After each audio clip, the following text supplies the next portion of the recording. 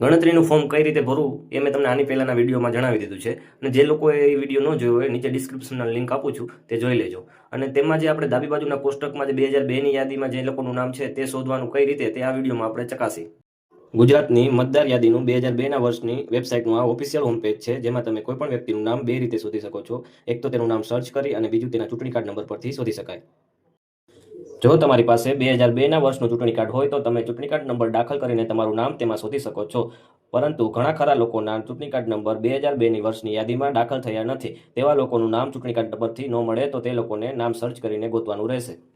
નામ પરથી મતદાર યાદીની વિગત મેળવવા માટે સૌપ્રથમ સિલેક્ટ એસેમ્બલીમાં તમે જે તે સમયે કયા વિધાનસભામાં હતા તે એન્ટર કરીને બીજા બોક્સમાં તમે અટક અથવા નામ બંનેમાંથી કોઈ પણ એક દાખલ કરવાનું રહેશે. અને આ સર્ચ એન્જિન ખૂબ જ સેન્સિટિવ હોવાથી તમારે તે કાળજી રાખવી પડશે કે તમે રસવાઈ દીર્ઘાઈની પણ ભૂલ કરશો તો તમારું નામ તેમાં તમને નહીં મળે.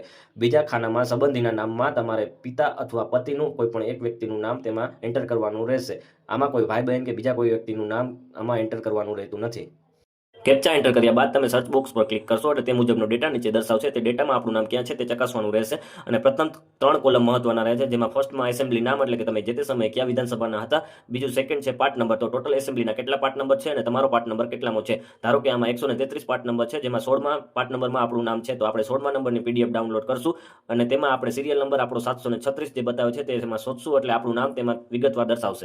ગુજરાતના તમામ વિધાનસભાની મતદાર યાદીની PDF ડાઉનલોડ કરવા માટે મેં ડિસ્ક્રિપ્શનમાં લિંક આપેલી છે, તેના પર ક્લિક કરશો એટલે દરેક વિધાનસભાની બાજુમાં ડાઉનલોડ બટન હશે, તેમાં પર ક્લિક કરશો એટલે જે તે વિધાનસભાના દરેક ભાગોની zip ફાઇલ બનીને રેડી થઈને તમને જોવા મળશે. તેમાં જે તે વિધાનસભાનો તમારો જે ભાગ આવતો હોય તે તમે એક્સટ્રેક્ટ કરીને તમારું નામ તેમાં શોધી શકશો.